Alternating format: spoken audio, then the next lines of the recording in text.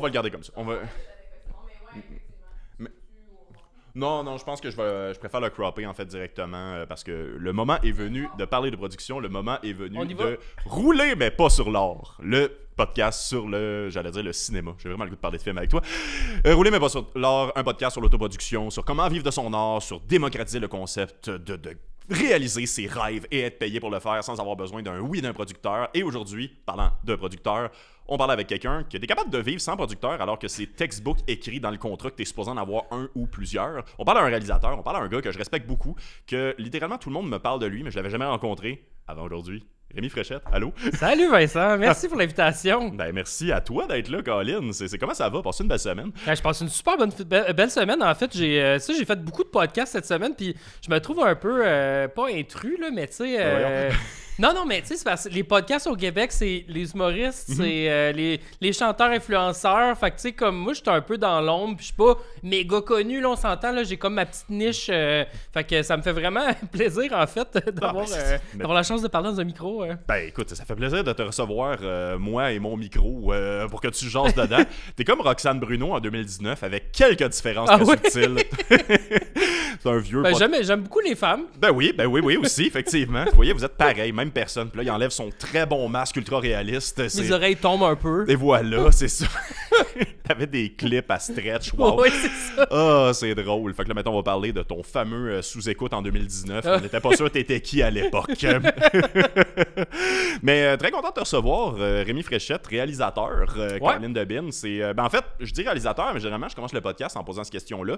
Moi, je te vois comme un réalisateur. J'ai l'impression que c'est pas mal ça. J'aime ça. Ah, ben cool. Non, mais j'aime ça parce que j'ai aussi le branding de Fantasia, parce que je suis aussi directeur de la programmation de la programmation québécoise à Fantasia. Fait que tous les courts-métrages et longs-métrages québécois, ça passe par moi. Mais il y a beaucoup de monde qui me connaissent comme ça, mais j'essaie toujours de le passer en deuxième parce que c'était vraiment un truc de passion, le Fantasia. J'adore regarder des films, j'adore monter des programmes, animer ces soirées-là. C'est vraiment c'est vraiment un grand bonheur pour moi. Mais reste que moi, dans la vie, je veux faire de la réalisation. C'est de ça que je veux vivre. Fait que j'essaie toujours de mettre ça en avant. Puis tu sais, j'ai aussi je suis un peu un one-man army. Fait que j'ai fait aussi beaucoup de montage. Je fais de la caméra. Là, il faut que je me proclame scénariste à m'amener aussi parce que j'écris pas mal tous mes films. Récemment, j'ai une subvention pour écrire un long métrage. Fait que tu sais, je pense qu'à m'amener, il faut que je fasse comme moi, que je suis scénariste aussi dans cette lignée-là. Fait que ouais, j'ai beaucoup de chapeaux, mais c'est sûr que moi, la réalisation, c'est le truc qui... réalisation de fiction, surtout, je dirais. Là. Très cool. Ouais. Fait qu'on parlera pas... Ben quoi, en même temps, j'allais dire, on parlera pas de tes documentaires, mais c'était pas 100%... C'était pas 100% réaliste, le documentaire L'Étrange Province. C'est ça, ouais, exactement. Il y avait des mensonges. Il y avait de la recherche, il y avait du vrai, mais il y avait beaucoup de faux aussi. J'ai des projets de documentaires, mais pour vrai, je vais beaucoup sur la passion, qu'est-ce qui m'allume dans le moment. Là, fait que, ouais, tout est possible pour le futur. Très cool. T'as touché un point d'autoproduction que je vois dans beaucoup de démarches, en fait, peu importe la forme d'art. Fait que on va commencer tout de suite. C'était pas dans les plans, mais c'était dans ma petite liste mentale. T'as dit que t'étais un peu un one-man army. Moi, je dis un one-man band, mais t'as le droit d'être violent. C'est un podcast pro-violence, ça y est. Mais il y a, comment dire...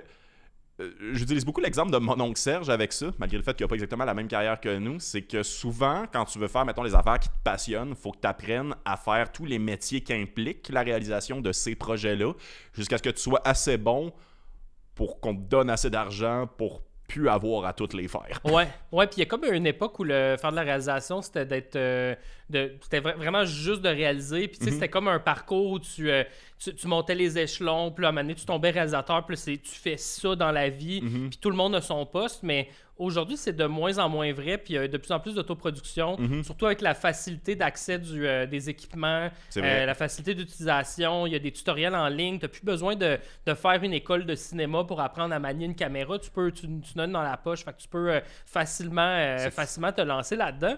Fait que tu sais, je dirais que le One-Man Army est de plus en plus commun. Là, absolument. Puis plus t'en sais dans les autres domaines du cinéma, plus ta réalisation va être tête parce que tu vas pouvoir aller patcher puis savoir comment diriger les autres personnes de ton équipe. Là. Ce qui est malade aussi, c'est que quand tu sais faire beaucoup de choses, j'ai l'impression que c'est souvent très facile, pas très facile, mettons genre plus facile, allons-y comme ça, de gagner sa vie avec son art. Puis j'utilise, pour ceux qui sont dans leur auto, j'ai fait des guillemets avec mes doigts. Des guillemets radiophoniques. Oui, exactement, des guillemets FM. Mais comme il y a...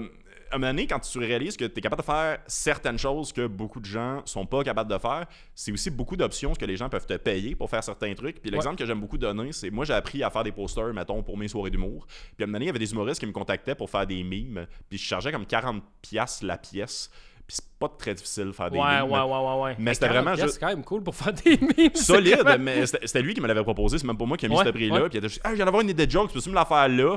Là, je pèse sur pause sur le vieil épisode de Dans une galaxie près de chez vous que j'ai écouté à ce moment-là. Je suis un travailleur autonome. Là. Non, mais il était tôt, il était 3h là, de l'après-midi. Oui. Il était comme c'est encore le matin, ça. Oui, j'ai ça, la police Impact sur Photoshop, effectivement. Fait que c'est ça. Parfait, je te fais 40$. OK. Puis c'est juste devenu un peu ça, de juste comme quand tu sais faire les affaires, tu te ramasses à avoir de multiples cordes à ton arc qui devient une harpe rapidement.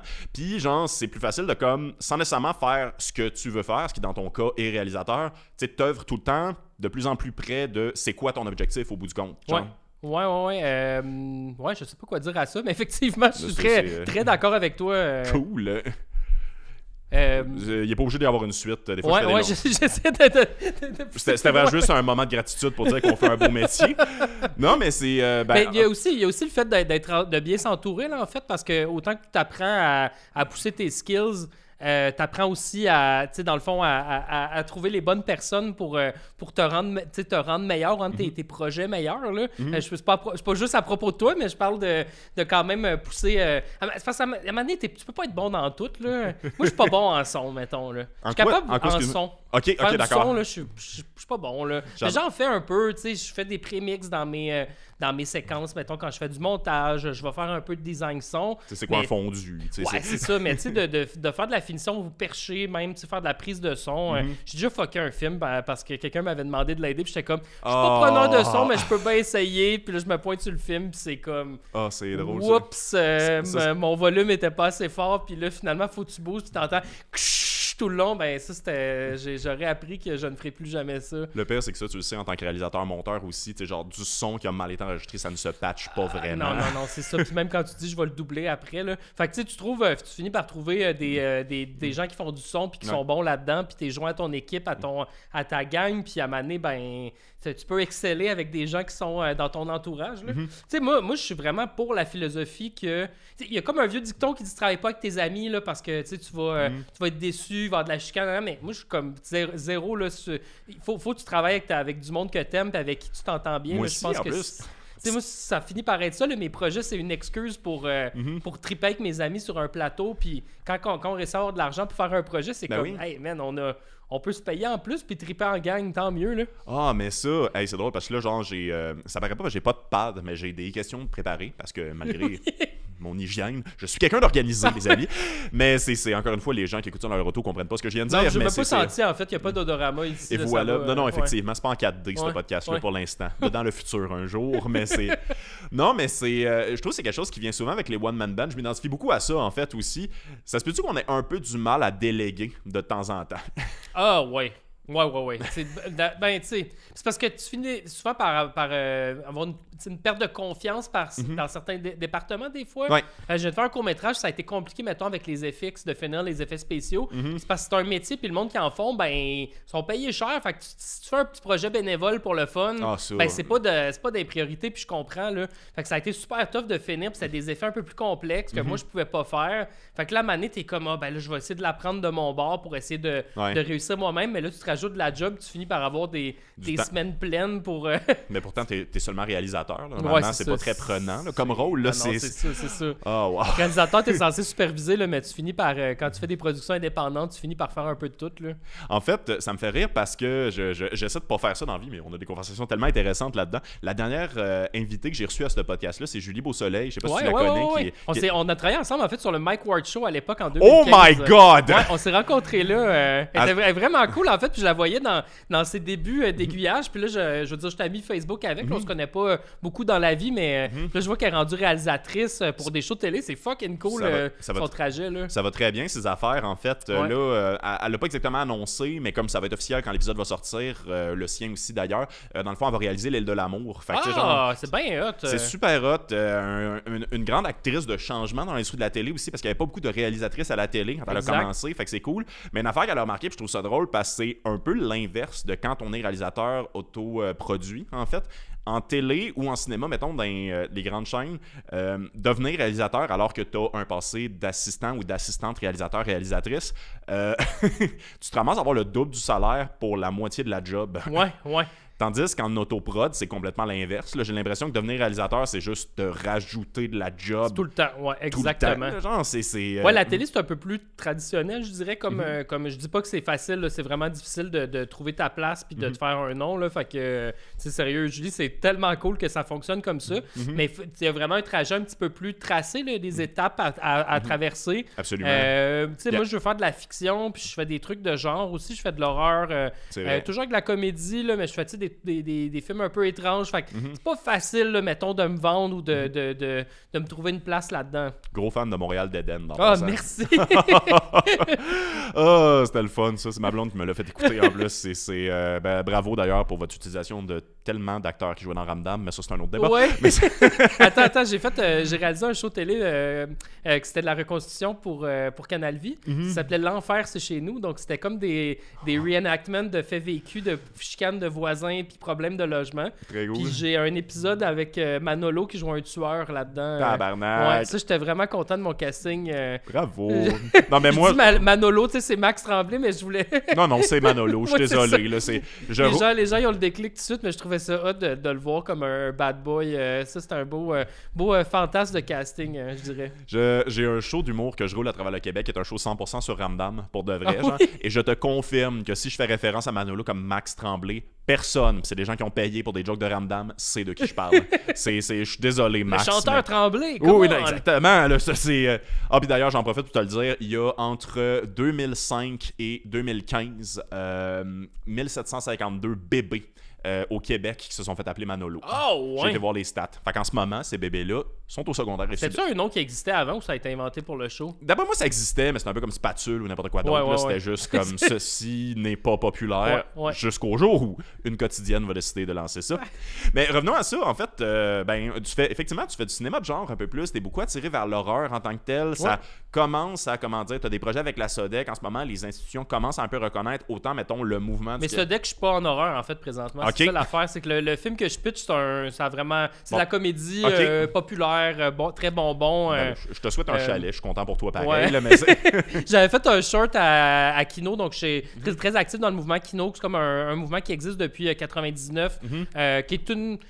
Je vais essayer de le faire court, là, mais c'était à l'époque, il n'y avait pas YouTube et tout le reste pour diffuser des films. Donc, c'était comme un écran libre qui existait pour que les réalisateurs viennent présenter leurs films. Kino existe encore. Je suis encore quand même, pas super actif comme à l'époque, mais je fais encore un peu partie de ça. Puis, on va recevoir Jared Mann éventuellement. Je l'avais reçu sur une émission de cinéma, en fait. Puis il était encore très actif lui aussi. Mais Kino. D'ailleurs, merci d'avoir pris la peine de l'expliquer. Souvent, il y a des gens qui prennent pour acquis, vu qu'ils sont tout le temps à Kino, que tout le monde sait c'est quoi. Mais non, expliquez-le. non, c'est ça. Puis tu sais, puis les gens ne savent pas exactement, mais ils ont sûrement vu des Kinos sont allés en festival. Parce qu'il y en a souvent dans les programmes de court-métrage. Parce qu'il y a tellement de Kinos qui sont produits à chaque année. Puis en gros, c'est que les Kinos cabarets, c'est des. Je dis que c'est l'open mic du cinéma. C'est vraiment ça, en fait. J'avais pas encore Non, c'est vraiment ça. Les gens y arrivent avec des films qui sont faits de façon spontanée. Puis il y a un atelier annuel qui s'appelle le Kino Cabaret. Puis ça, il y en a à travers le monde. Ça appartient à Montréal, mais ça s'est spreadé à travers le monde. Puis les Kino Cabaret, c'est que tu fais des films en un très court laps de temps. Là, à Montréal, c'était des 4 jours qu'on avait, ce qui était un gros luxe parce que des fois, c'est 48 heures pour tourner, monter et projeter. Là, on avait 4 jours. C'était incroyable. Puis j'ai fait un film de danse années 80, genre inspiré de Footloose, Flashdance, mais ça dure 7 minutes. C'est genre un film de danse compacté en 7-8 minutes. Ah, nice. Puis dans le fond, il y a un producteur qui m'a approché, Serge Noël, puis il m'a proposé de développer ce court-métrage-là, mais en version long-métrage. Je l'ai fait sans trop me poser de questions. Un peu pessimiste, là, mais comme je suis tellement habitué de me faire dire arrange-toi tout seul, que là, j'étais comme moi le faire, ok. On a développé, on a eu l'argent en écriture. Fait que là, j'ai écrit le long métrage, payé. J'étais tellement. C'est pour ça que je disais tantôt, faut à m'amener que j'avoue que je suis scénariste parce que j'ai été payé pour écrire. Fait que je dois être scénariste à quelque part. Ben oui. Puis c'est ça. Puis là, on essaie d'avoir l'argent pour aller en prod, ce qui est l'étape ultime. Ça se peut qu'on en parle là, que vous écoutez ça dans 2 ans le podcast, puis que ça s'est jamais fait finalement. Ça se peut que ça a été un gros succès, ça se peut que ça a passé dans le beurre, tout est possible encore. Ben, en fait, tu touches quelque chose de super intéressant. On en parle souvent, mais j'avais comme hâte de m'entretenir avec des réalisateurs et des réalisatrices parce que, tu sais, moi dans la vie, je fais beaucoup de formes d'art. Il y en a que j'ai décidé de garder pour moi-même, comme par exemple la musique, j'en fais jamais sur scène, puis c'est probablement celle avec laquelle j'ai commencé, mais je dis que ça c'était pour moi. Par exemple, les 2 que je fais pour lesquels on me paye, c'est la photo puis la photo puis l'humour. En termes de pigiste, je suis réalisateur 40 heures semaine aussi en fait ici, principalement web. Fait que je considère pas exactement ça comme de l'expression artistique, mais plus répondre à une commande du corpo, mettons qu'on pourrait dire. Mais avec la photo puis l'humour, je suis quand même dans 2 formes d'art à ma connaissance auxquelles on commence à te payer le plus rapidement. Réalisateur, j'ai l'impression que c'est une des dernières. Pas loin avec la musique. Fait que... Qu'est-ce que tu veux dire payer rapidement? Dans le sens que c'est assez rapide quand tu fais de l'humour avant qu'on se mette à te donner, mettons, des 25, des 50$ pour faire, mettons, des soirées de rodage, ou ainsi de suite. Avec la photo, à la seconde que tu commences un peu, c'est quoi de la retouche. Faire des photos de casting, mine de rien, c'est quand même minimum 300$ pour des fois. Tu sais, c'est pas si dur que ça quand tu sais ce que tu fais. Genre... Ben, réalisation, ça dépend. Ça dépend si là, tu fais des corpos, des contrats pour des gens, ou si tu fais des affaires pour toi, des projets personnels. J'avoue que c'est l'affaire la plus difficile, c'est Moi, le présentement, c'est juste de trouver de l'argent pour que ça se fasse point. Ben, je fais une petite nuance entre, mettons, genre réalisateur puis vidéographe. Là, tu sais, mettons, filmer des mariages, je sais pas exactement si ça fait avancer ta carrière, à part, mettons, maîtrise de ton matériel, on va s'entendre. Mais, tu sais, je reviens à Kino, puis c'est fou, ça va dans tous les sens, mais ça veut dire qu'on a un bon feel. Mais comme Kino, moi, c'est toujours quelque chose qui m'a impressionné, autant pour la qualité de certains projets. J'ai vu des très mauvais Kino. Kino, c'est ça qui est le fun, c'est que comme un open mic, tu as le droit de faire de la merde. Exactement. C'est pas grave. Et c'est Il y a des gens qui se mettent une pression terrible pour performer, faire un masterpiece. Mais à chaque fois que j'ai fait des films à Kino, c'est comme au pire, c'est pas bon, puis ça m'a pris 4 jours le faire, puis j'ai essayé quelque chose, puis ça va être fini, personne va en reparler. J'en ai des kinos. Mon premier kino que j'ai fait à l'étranger est épouvantable. Je me suis mis plein de barèmes pour que... Tu sais, il proposait de faire des films en pellicule dans un kino cabaret, donc dans le court laps de temps. J'étais à Bruxelles, j'étais jamais allé à Bruxelles de ma vie. Tu sais que tu vas trouver une Akai pour monter ça, man. Ben, non, mais tu sais, il scanne la pellicule, mais tu sais, développement, le scan, puis tout, là, il t'envoie ta pellicule, il faut que tu montes en une journée, puis que... Mais tu sais, le stress d'avoir une équipe, des comédiens que j'ai jamais rencontrés, d'être dans une ville où je suis jamais allé, puis là, d'avoir une limite de pellicule, on devait avoir un genre de 20 minutes de bobine, là, tu sais, c'était genre une bobine pour faire ton film. Fait qu'il faut que tu comptes tes takes, puis c'est comme, OK, là, j'ai 30 secondes, là, OK, on va changer de plan parce que je peux pas. Puis là, je me donne toute cette pression-là, puis finalement, c'est vraiment pas bon, là. C'est vraiment... À la fin, il me restait un petit bout de pellicule. J'étais allé improviser de quoi dans la rue, et ce film-là est fucking cool. C'est un petit film de genre, même pas une minute, qui parodie genre la nouvelle vague française avec la narration. C'est un dude qui erre dans les rues avec un genre de poème dessus. C'est vraiment cool, mais ça a été fait avec mon reste de pellicule. Mais le film lui-même c'est un épée. Oh, ça, c'est malade. Rappelle-moi, là, on est au bout de la journée où le concerto fait plus effet, fait que ça se peut que je perde mes idées, mais j'ai enseigné le montage une session au cégep, et il y a vraiment une histoire que tu apprécierais. Mais là, je veux pas perdre mon idée, en fait, parce que moi, c'est quelque chose que je trouve vraiment impressionnant. J'ai checké un peu ton pedigree. T'as gradué en 2012 de Concordia. Je me souviens même pas c'était quelle année, merci de me le rappeler. Ça fait plaisir.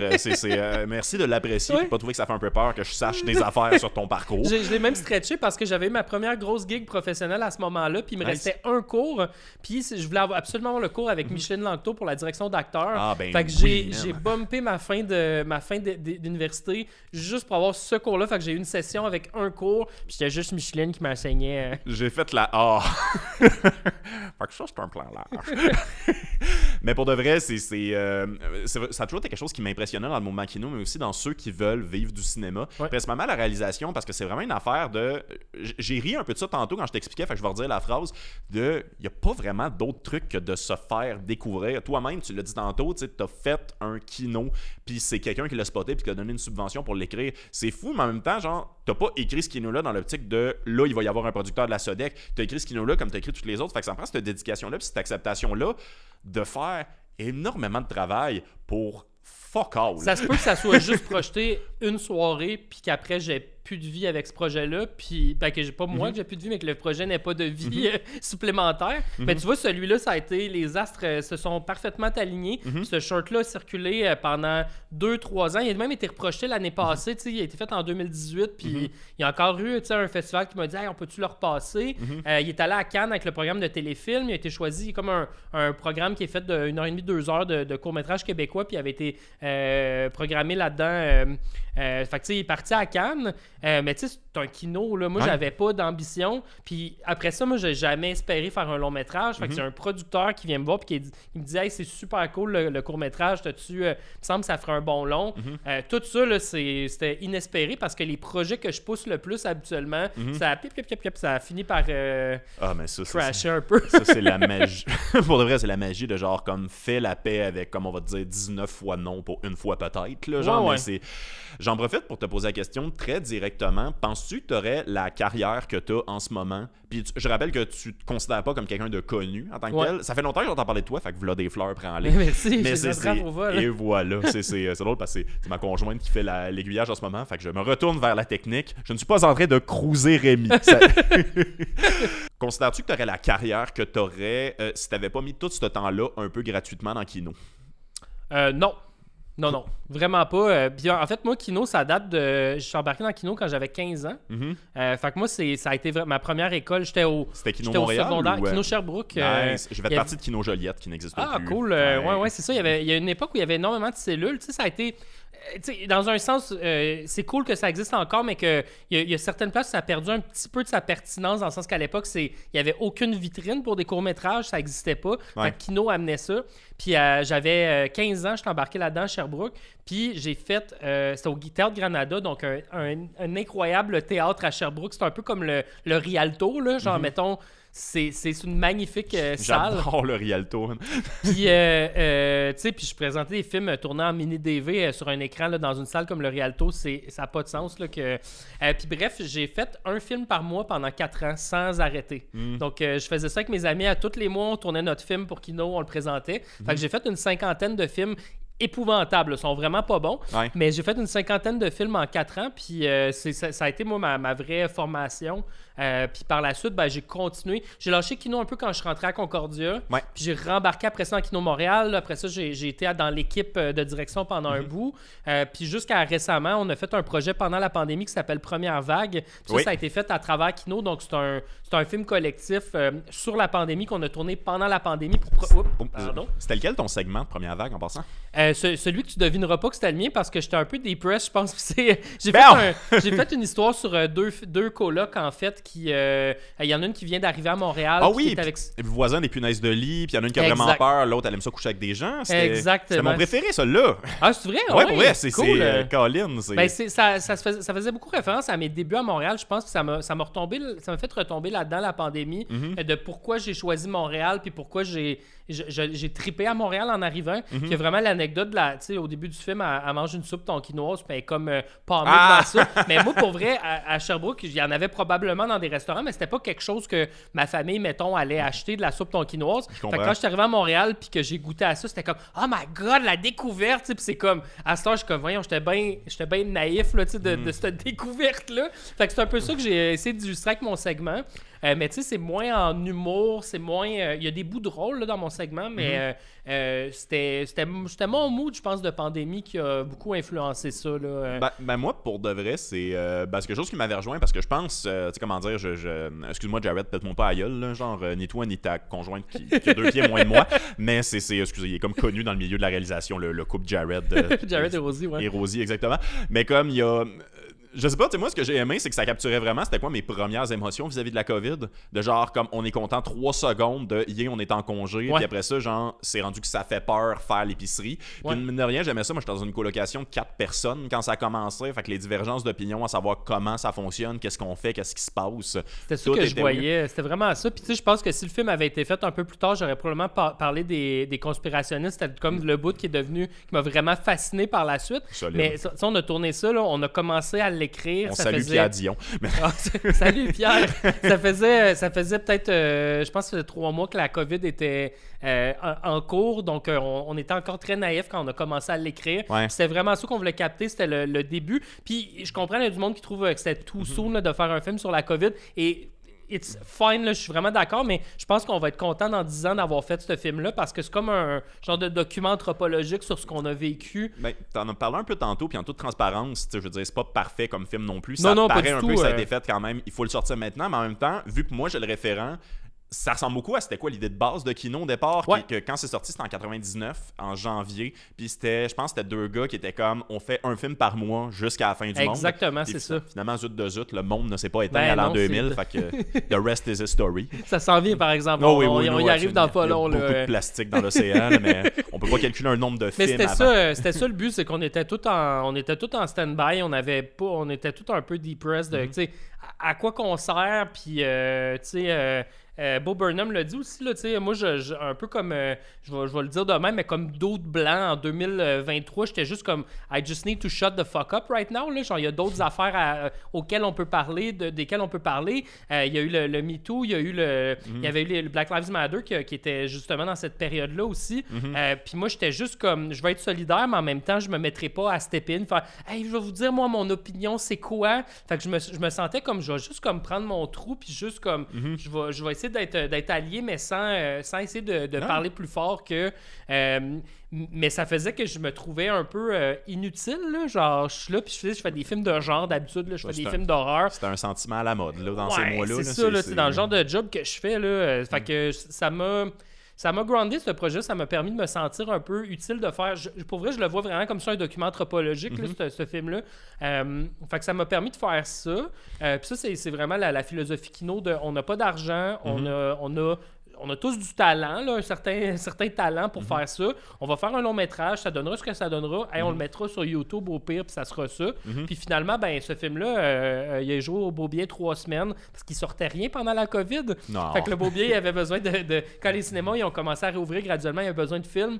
Fait qu'on a pitché le film, puis Jarrett, un excellent, comment dire, cheerleader. Là, ah oui, non, c'est un leader positif. C'est vraiment un leader, là, puis il a amené le cul du monde en salle, puis on a rempli le Beaubien pendant 3 semaines. Je suis tellement content. On peut pas prendre ton épisode pour parler de Jared non-stop, mais comme je suis tellement content qu'il soit rendu à la tête du cinéma moderne. Là. Ouais, ben c'est le directeur du cinéma, c'est vraiment cool. Il est bon, il y a full de monde, le projet va vraiment bien. En tout cas, bref, c'est ça. Puis Jared, ça a été le premier. Moi, j'ai une longue histoire d'amour, parce que ça a été le premier qui a programmé mes courts-métrages à Montréal. À Spasme? Ouais, parce que quel moi, beau festival en passant. Je les envoyais à Fantasia, puis là, je représente Fantasia en plus, mais à l'époque, Fantasia me prenait pas, mes films passaient pas, puis tu sais, j'étais comme, ça fitait là, pourtant, j'étais tellement comme, puis c'est peut-être le bout où j'ai commencé à comprendre que la game des festivals, c'était autre chose, là.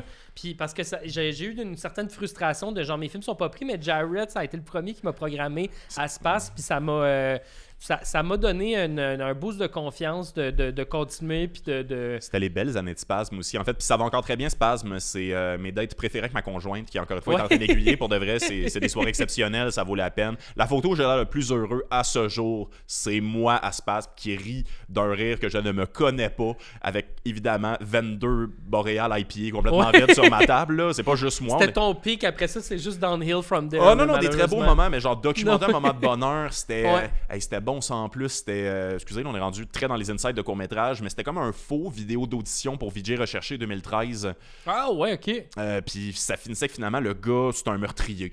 Puis on n'est pas chez lui, on est chez quelqu'un, puis le propriétaire de l'appart revient, puis il se fait poignarder. C'est pas de ça. Calisse que c'était bon, là, mais en tout cas, c'est des bons moments, Spasme, suivez ça, achetez la pause, c'est exceptionnel. Mais ça me ramène un peu à, je trouve que tu as ce parcours-là, puis ta dédication me fascine, pour de vrai. Là, on dirait que ça tient du miracle que tu sois pas devenu un notaire un moment donné. Parce que là, tu travailles en festival, tu travailles en réalisation, tu travailles en cinéma de genre, tu arrives à mener à terme des projets de cinéma d'horreur, littéralement. Bref, t'as fait toutes les affaires qui ont l'air de prendre comme 9 ans pas payés avant qu'un moment donné, on donne un salaire qui est pas énorme. Genre, c'est pas mal ça. Je dirais que le truc, c'est... Deux choses. Premièrement, puis ça, je pense que c'est Herzog qui a dit ça sur le podcast de Marc Maron. Je suis pas certain que c'était... Il me semble que c'était lui qui avait dit ça. Je tiens à dire, c'est tout le temps risqué de citer Herzog. Vas-y, je t'écoute. Il me semble que c'était lui, mais il disait genre de pas avoir de plan B parce que le plan B en cinéma va toujours être plus facile. Fait que c'était pas mal ça. Je sais pas trop qu'est-ce que je ferais sinon si je faisais pas du cinéma. Fait que pas de plan B, là, c'est parfait parce que là, t'es obligé de faire ça puis de pousser à fond pour que ça marche parce que tout est plus facile. Sinon, tu sais, je me dis des fois pourquoi je suis pas romancier ou, tu sais, c'est comme, je suis là avec ma... Je dis pas que c'est facile. Je dis pas que c'est facile. Non, mais j'adore le fait que tu aies nommé justement une autre job ultra difficile à se démarquer. Oui, je sais, puis ça fait vraiment pas d'argent. Non, mais ok, excusez, là, je veux pas insulter personne. C'était pas un reproche. J'aime tout ce qui se passe.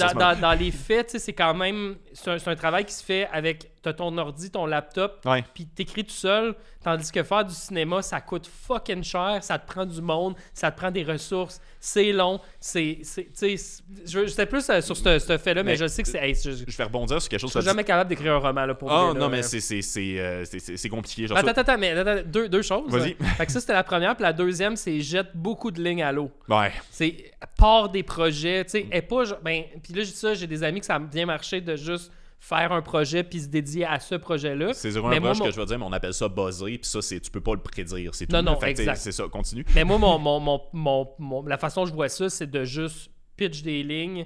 Il y en a qui vont être des affaires qui vont être plus simples à faire, qui vont être plus simples à mordre, puis d'autres qui vont être plus compliquées. Puis après ça, c'est ça qui va un peu déterminer. Moi, je suis un peu...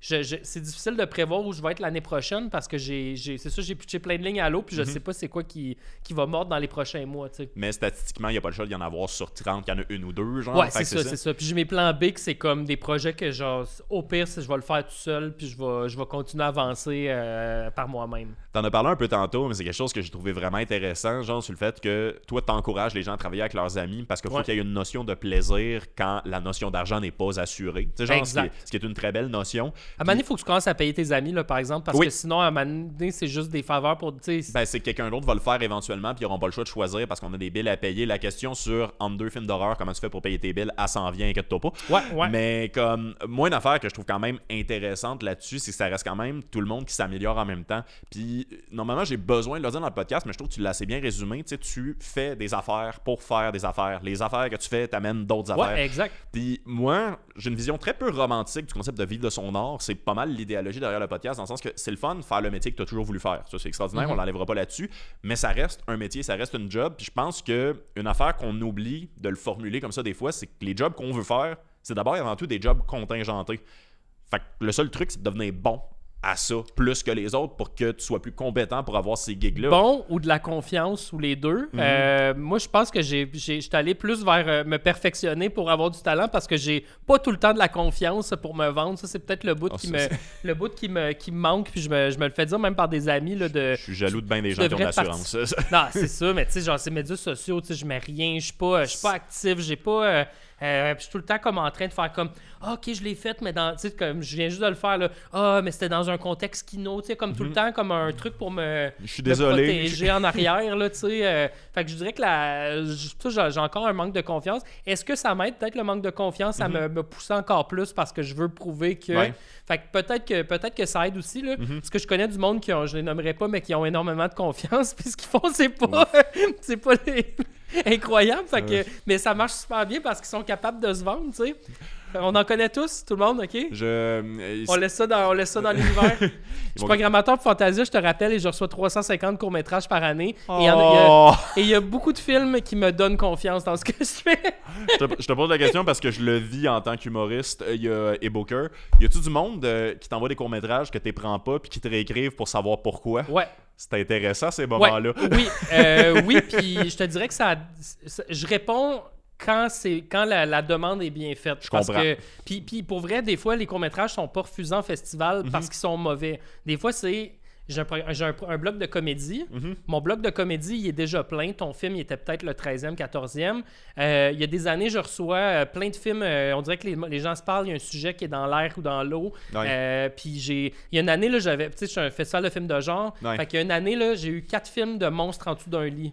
Fait que t'en choisis un dans les 4. Wow, ben oui, c'est ça. Il était pas tout, tu sais, puis il était pas mauvais les autres, mais il y en a un qui faisait le cut parce qu'à un moment donné, il faut que tu choisisses. Ben, fait que c'est pas... C'est ta job de booker aussi. Des fois aussi, le film, il a circulé, il a passé 4 fois à Montréal. Ben là, trop tard, le Fantasia. Tu sais, les gens qui vont en festival, ils l'ont déjà vu. Fait que tu sais, il y a 1000 raisons, puis ça me fait plaisir. Mais si tu m'écris agressif pour savoir pourquoi je t'ai pas pris, puis que j'aurais dû te prendre, ben là...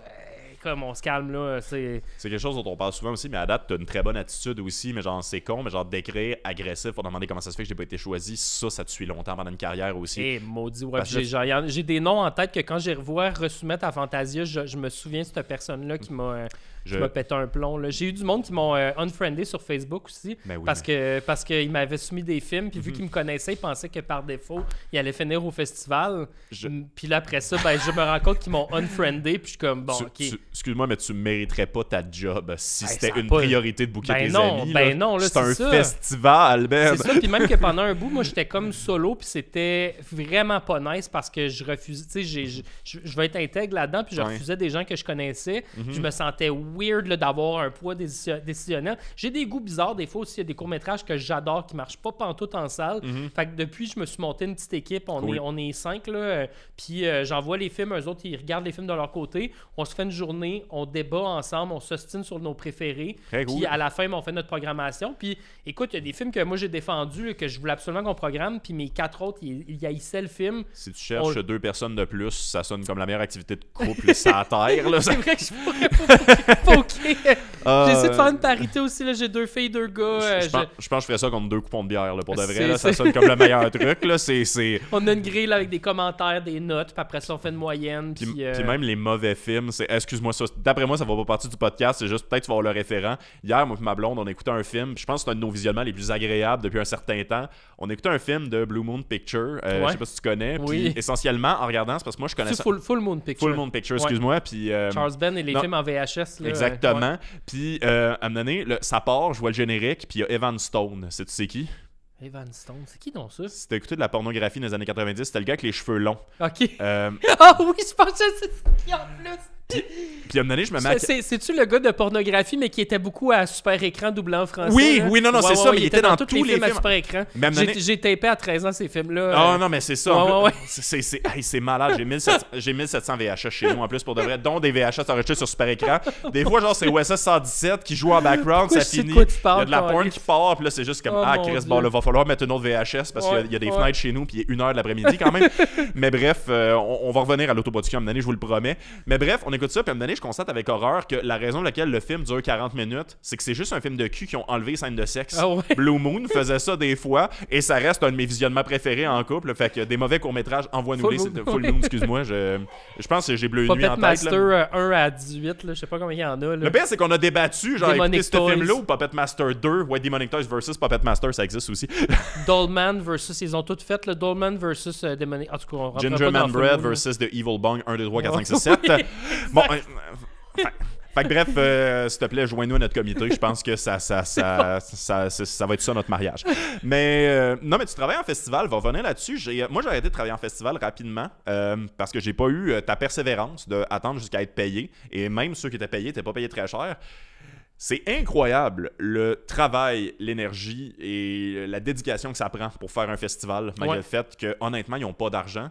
Non, c'est ça, exact. J'hésite à te demander qu'est-ce que ça prend pour travailler en festival ou te demander pourquoi tu travailles en festival. Ben, il faut juste t'aimes ça, là. Puis moi, en fait, j'ai été vraiment chanceux parce que j'ai pas fait le trajet, je suis bénévole, j'étais à l'accueil, j'étais nanana. Parce qu'il y en a beaucoup qui font ça, puis les festivals marchent grâce aux bénévoles. Solide. Vraiment, parce qu'il y a chacun pas assez d'argent. d'entre eux, pour de vrai. Genre, puis tu sais, même les postes payés, tu sais, moi, j'ai pas un salaire de fou là, pour travailler à Fantasia. Là, c'est vraiment de la passion qui alimente ça.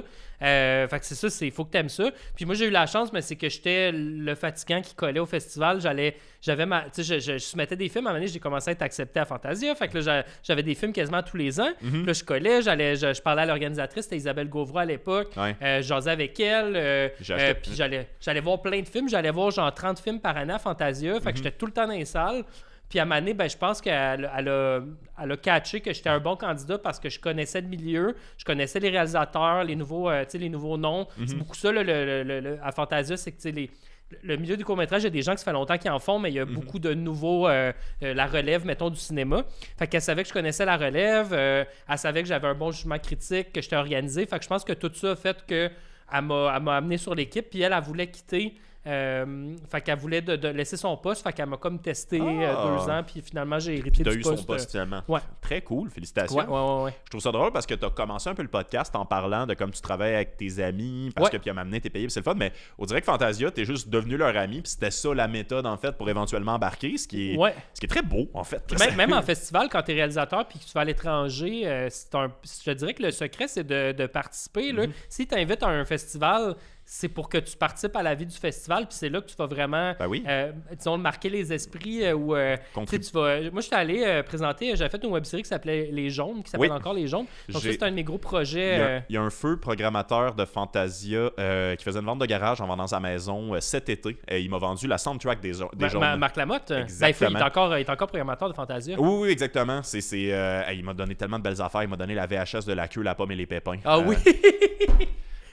Salut Claude, il vient de nous quitter il y a 2 jours quand on parle de... C'est vrai, le réalisateur vient de nous quitter. Mais bref, attends, qu'est-ce que je disais? Oui, c'est ça, j'avais fait Les Jaunes, j'étais allé à Bruxelles pour le présenter, donc au festival qui s'appelle le BIF, qui est l'équivalent de Fantasia à Bruxelles.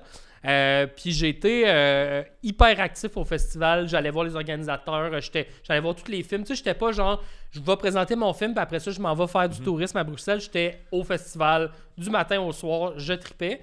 Puis quand j'ai renvoyé Montréal d'Éden quelques années plus tard, je l'ai envoyé direct aux organisateurs puis t'es comme bien sûr qu'on veut que tu viennes. Fait qu'ils ont pris mon, tu sais, écoute, peut-être que j'espère qu'ils ont aimé mon film, mais tu sais, je voyais qu'il y avait un enthousiasme du fait que j'allais revisiter Bruxelle, que j'allais revenir là. Et puis cette édition-là, Lloyd Kaufman était là, de Trauma Pictures, et il y a besoin de quelqu'un pour faire le Toxic Avenger à chaque festival, et ils m'ont challengé. C'est moi qui ai fait le Toxic Avenger on stage avec Lloyd. J'avais le masque tout décrit qui a fait le tour du monde. Fait que tu vois, ça, je te dirais que c'est l'expérience du festival, vu que j'étais très friendly.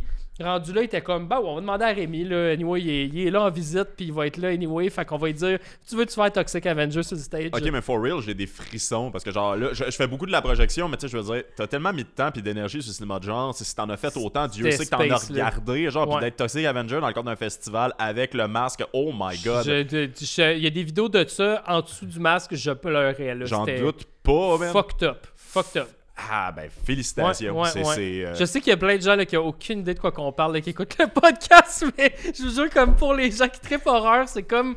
C'est le Toxic, le Ravageur, c'est quand même un icône, puis c'était... Puis ça, je te dirais que c'est le... Tu sais, pour revenir au sujet principal, mais c'est vraiment, je pense, la dédication, puis de juste se donner, puis de mettre le temps pour être présent, puis de se vendre. Tu sais, j'avais été un peu déçu avec Montréal d'Éden, parce que ce qui est... Très beau projet, c'était une anthologie que j'avais produit, que j'avais lancé. J'avais rassemblé. Qui était une compilation de courts-métrages qui suivait essentiellement. Il y avait plusieurs réalisations. Tu fais souvent ça d'ailleurs, j'ai l'impression. Là, j'en ai fait 3. Ça a l'air que j'ai comme un. Je sais pas, là, j'étais dans cette case-là. Ben, félicitations. Mais ça, c'était autoproduit. Pardon. Ça me dérange pas. Sorry. C'était autoproduit à travers Kino aussi, puis j'avais rassemblé 18 réalisateurs pour que chacun ait des segments. Mais après ça, on faisait la diffusion, puis les gens m'ont pas tant suivi dans les festivals. J'avais peut-être 2-3 personnes. Mais je me disais, les 18, ça va être malade, on va voyager en gang. Mais finalement, moi, j'ai eu du bénéfice de ça parce que j'étais dans les autres festivals puis j'ai rencontré du monde. Parce que moi, ça a déclenché même un autre projet par la suite. Mais il y a peut-être 2-3 personnes qui me suivaient puis j'étais comme, guys, c'est un peu pour ça. Là, après ça, on le présente à Fantasia, c'est cool, mais la suite des choses, le film, c'est pas fini. Là. Un coup qui est fini, le film... Après, il y a toute la promotion, puis aller te vendre, puis aller rencontrer du monde. C'était ça, là, pour moi, en tout cas, je trouve que c'est ça. Puis c'est que les courts-métrages sont un peu plus éphémères en festival. T'es comme souvent dans un programme, les gens vont sortir de la salle, vont se souvenir de 2-3 cours. Si ton cours n'était pas insane, ils s'en souviendront pas le mois prochain. Absolument. Mais un long-métrage, c'est différent. Fait que c'est pour ça que dans ma tête, j'étais comme, on va se rassembler une gang. C'est compliqué de faire un long, fait qu'on va le faire en gang. On va le diffuser ensemble, puis là, on va ensemble... tu sais, level up toute la gang, genre. C'est ça, exact. On va s'élever ensemble, mais pour moi, il manquait un peu cette partie-là que, hey, guys, on se lance ensemble, donc on va... faut qu'on aille dans les festivals ensemble. Tu m'amènes à un truc que je voulais vraiment aborder avec toi. En fait, c'est quand même cool parce qu'en même temps, littéralement, t'as eu le fame parce que t'as pris la peine de te déplacer. Fame, guillemets radiophonique. Le fame avec un masque, mettons, le prestige. Puis l'affaire aussi, Lloyd Kaufman, Trauma, vous ferez des recherches aussi. C'est quand même.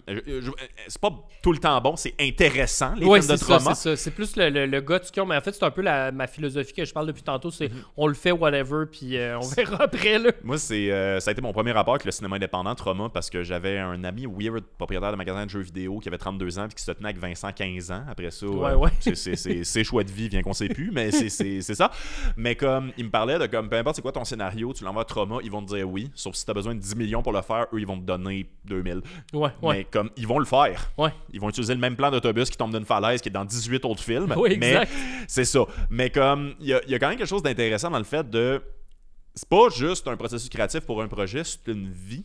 Puis j'ai un peu l'impression que c'est ça que tu as décidé de faire, que ça allait être ça ta vie, que tu aimes un peu comme toutes les étapes. Puis c'est spécial parce que, pour comparer à d'autres choses, moi je vois beaucoup ça, je me reconnais beaucoup là-dedans en tant qu'humoriste, parce que autant que j'aime être sur scène, puis le moment juste après avoir dit la blague que les gens ont trouvé drôle, therefore il rit, il se lève. J'aime aussi le moment où je reviens de Québec un mardi soir, puis je suis capable de réfléchir dans ma tête sur comme c'était ça le show, puis là je fais de la route, puis je suis seul, puis c'est agréable. Faut que t'aimes, dans une certaine mesure, tout. Faut que t'aimes que ce soit ça ta vie, que ce soit ça ton métier. Mais réalisateur, c'est un métier de prestige, c'est un titre. J'ai l'impression qu'il y a beaucoup de monde qui veulent être réalisateur pour le fait d'être comme le chef de ce grandiose projet qu'est un film. Ils veulent être James Cameron, ils veulent être connus comme réalisateur.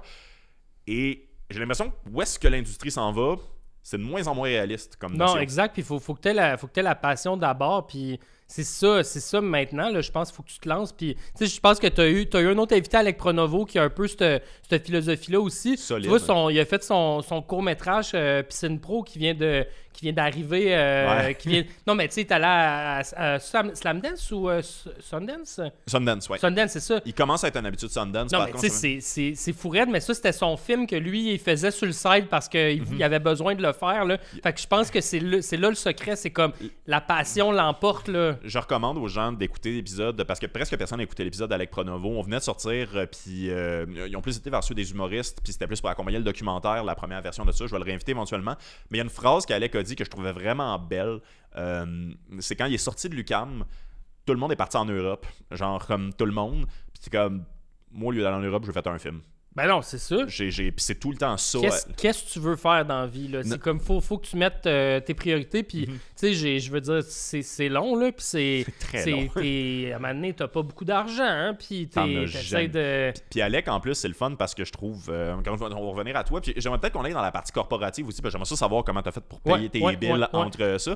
Mais tu sais, Alec, autant qu'il a fait beaucoup de corpos, Alec, ce que je trouve impressionnant, c'est qu'il y a eu, puis il est d'accord, là, une certaine partie de chance au niveau de où est-ce qu'il a mis ses jetons sur la table, parce que c'est très calculable, mettons, qu'est-ce qui a fait que sa carrière a avancé. Tu sais, après ça, Alec n'a rien à voir avec les allégations vis-à-vis de Julien Lacroix, nécessairement. Non, mais c'est sûr que ça a aidé parce que c'était des capsules qui sont devenues virales. Fait que exactement. Tu peux te coller aux bonnes personnes pour... C'était le réalisateur qui faisait du contenu avec des humoristes émergents qui s'en allaient de même. Fait que ça, mine de rien, ça a quand même amené des contacts. T'sais, il s'est détaché à la seconde et c'est devenu problématique parce que c'est une excellente personne, Alec. Mais après ça, il a réalisé le film de Mariana Mazza en partie parce qu'il y avait un rapport avec eux autres. Il était capable d'avoir Arnaud Soli, puis David Bocage, puis Brian Piton dans tous ces hosties de projets parce qu'il est bon avec les...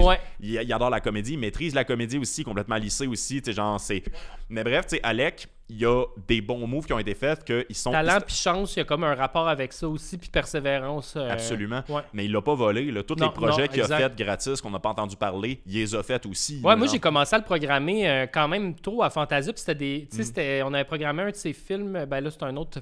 C'était son film avec Gabriel D'Almeida, là, c'est un autre qu'on peut plus en parler. Ouais, mais c'est un super bon film. Je me souviens plus du titre, c'est un truc de tennis. C'était vraiment bon, mais tu sais, je le connaissais pas beaucoup à l'époque, mais juste comme de le voir évoluer là-dedans, tu vois qu'il est vraiment resté intègre dans son style, puis c'est ça qui a poussé pour pouvoir continuer. Puis je pense que ça, c'est tellement important de faire ce qui tente, là, parce que ça m'a tu fais, hey, je vais essayer de fitter dans la case de la Sodec, mais que dans le drame familial, ils aiment ça. Ben, c'est ça. Mais tu fais pas ça dans la vie, comme, ben, ça va paraître là, que tu te forces. Puis que... Ben, le pire, c'est que ça, c'est le message de littéralement tous les épisodes que je fais, peu importe la forme d'art. Tu sais, faire quelque chose de sincère, c'est la meilleure façon d'être unique. Tu sais, des fois, le monde essaie de faire qu'est-ce qui a pas été fait, mais qu'est-ce qui pognerait en ce moment. Mais après ça, tu fais quelque chose que tu sens pas.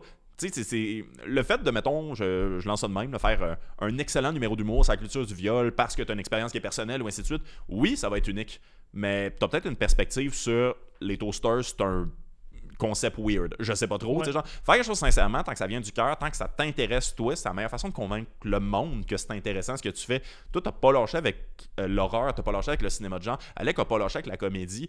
C'est un peu la meilleure façon, j'ai l'impression, de au moins. Peut-être pas tout le monde va aimer ça, mais tout le monde va s'en souvenir. Ouais, tu regardes mes premiers films à 14-15 ans, puis c'est techniquement inepte, là, mais étrangement, il y a une connexion avec ce que je fais encore aujourd'hui. J'ai pas... je pense que j'ai jamais... J'ai une remise en question, en fait, quand je suis rentré à Concordia, parce que je faisais vraiment pas comme les autres. Tu sais, j'étais pas dans le même... Il y avait comme un zeitgeist, je sais pas. Je comprends. C'était, les gens, il y avait quand même un certain style, le film étudiant, dramatique, puis écoute, il y a des bonnes affaires, là, je dis pas ça de façon... C'est parce que je veux pas le dire de façon péjorative, parce qu'il y avait vraiment du bon stock. Il y a du monde qui travaille encore, qui sont super bons. J'ai juste des flashbacks de quand j'ai enseigné le montage. Les films étudiants, c'est quand même le meilleur et le pire. Mais c'est juste que moi, j'arrivais, puis mon film de deuxième année, c'était un film avec une séance de spiritisme dans les années 50 avec des extraterrestres, puis c'est comme... Tu sais, ça fitait pas tant avec la case Concordia. J'ai eu la chance d'avoir un super bon prof, Michael Yaroshevsky, qui fait du cinéma un peu plus expérimental, mais qui était comme, toi, t'aimes ça, fais ça. Il m'avait laissé faire ça. Très cool. Puis là, j'avais comme un peu dédramatisé ça, mais en arrivant à Concordia, j'avais un peu un choc de comme... Hey, si je veux vivre de ça, faut-tu que je commence à comme changer un peu mes influences, puis... Puis à un moment donné, c'est comme, ben écoute, je vais y aller projet par projet, puis je vais faire ce qui me tente, puis ça va être ça, puis c'est... j'ai pas besoin de plus. Je suis bien content avec ce que j'ai, moi, présentement, puis c'est sûr, j'aimerais ça avoir un gros film, un gros succès au cinéma qui sort, puis écoute, je mentirais pas, là, j'aimerais ça, puis être payé pour faire un long métrage, je serais vraiment content. Mais, c'est cool les podiums. C'est bien le fun, mais le fait de faire des films un peu bébites, là, qui sont un peu étranges au Québec, qui me donnent un genre de petit following avec les gens qui trippent cinéma de genre, je trouve ça bien le fun quand même d'avoir cette partie-là. Yes. Je te pose la question très directement. Comment tu fais pour payer tes bills? Ouais, ben écoute, ça a changé à travers les années. Ma première grosse gig que j'ai eue, j'avais la chance de sortir avec la nièce du producteur de Starbucks. Ah! Puis lui était venu aux projections finales de Concordia, puis il avait vu mon court-métrage qui était plus, finalement, mon court-métrage d'extraterrestre, qui était plus commercial, disons, que le reste des films. Coucher avec des gens, les jeunes. non, mais tu sais, c'était à l'époque, il avait vu mon film, puis il avait fait, hey, t'as du talent, tu veux-tu faire le making-of de Starbucks? Ah! Fait que j'ai fait des capsules making-of pour Starbucks. J'étais là tous les jours sur le plateau, mais ça m'a permis d'avoir une belle expérience d'observation. Puis à ce moment-là, j'ai fait, OK, je vais essayer de trouver des contrats, mais c'est vraiment épeurant. J'ai eu la chance aussi d'avoir des parents qui m'ont beaucoup supporté. Ça, mes parents, là, vraiment, ils m'ont toujours supporté dans mes choix de carrière, mes choix weird. Quand j'ai décidé de faire ma web-série Les Jaunes, c'était à la fin de Concordia. On a investi 60 000 de notre poche. Commandite et de notre poche. Moi, j'ai pris un prêt à la banque, mais j'avais pas une maudite scène. T'as-tu fait ça avec Matthew Hansfield? Matthew Hansfield, il joue dans Les Jaunes, puis après ça, on a fait L'étrange province ensemble aussi, mais c'est là que j'ai rencontré Mathieu sur Les Jaunes. Ça a été mon prof pendant pas très longtemps. Il est incroyable, Mathieu. Vraiment, là, j'ai adoré travailler avec. On s'en va souvent des petits messages juste pour se niaiser de temps en temps. C'est pas le meilleur drôle. Le mouvement de luxe, ça m'a littéralement sorti d'une dépression. J'ai monté la saison 1 de Mouvement de luxe. Ça, tu vois, c'est une petite jobine que j'ai faite. Pareil, il faisait froid dans ce studio-là. Ouais, c'était 2 saison 1. Là. Mais bref, tu sais, de fil en aiguille, j'ai comme...